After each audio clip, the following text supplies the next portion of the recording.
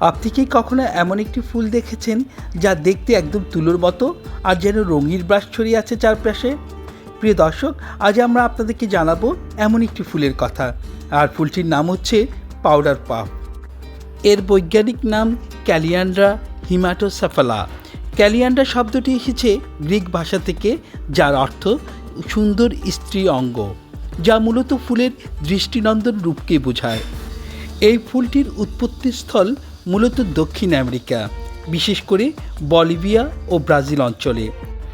বর্তমানে এটি বিশ্বের বিভিন্ন উষ্ণমণ্ডলীয় ও উপ উষ্ণমণ্ডলীয় অঞ্চলে, যেমন ভারত, বাংলাদেশ, ফিলিপাইন, থাইল্যান্ড ও আফ্রিকার কিছু দেশে ব্যাপকভাবে দেখা যায়। এই গাছটি সাধারণত শীতকালে বেশি ফুল ফোটায়, অর্থাৎ নভেম্বর থেকে ফেব্রুয়ারি মাসের মধ্যে এর রঙিন সৌন্দর্য সবচেয়ে বেশি দেখা যায়। তবে উষ্ণ জলবায়ুতে এটি বছরে একাধিকবারও ফুল দিতে পারে।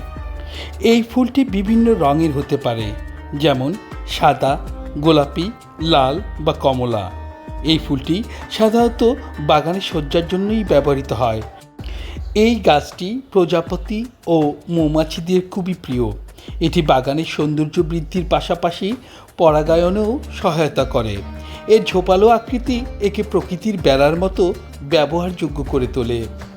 পাউডার পাফ শুধু একটি ফুলই নয়, এটি প্রকৃতির এক অনন্য শৈল্পিক সৃষ্টি। আপনার বাড়ির বাগানে যদি একটু রং ও রোমাঞ্চ যোগ করতে চান, তাহলে পাউডার পাফ হতে পারে আপনার পরবর্তী পছন্দ। কবির ভাষায় বলা যেতে পারে, হাওয়ায় দোলে ধীরে ধীরে, মৃদু আলোয় ভাসে, প্রকৃতির কাব্যলিপিতে সে রং ছড়িয়ে হাসে, নরম তুলোর মতো পাপড়ি, রঙে রাঙা মুখ, পাউডার পাফ ফুলটি যেন স্বর্গের এক সুখ। প্রিয় দর্শক, অসাধারণ এই ফুলটি নিয়ে আমার গল্প আজকে এই পর্যন্ত। আপনাদের সাথে আমার আবারও কথা হবে অন্য কোনো ফুল নিয়ে বা অন্য কোনো বিষয় নিয়ে। ততক্ষণ পর্যন্ত ভালো থাকুন, সুন্দর থাকুন, সুস্থ থাকুন। আসসালামু আলাইকুম।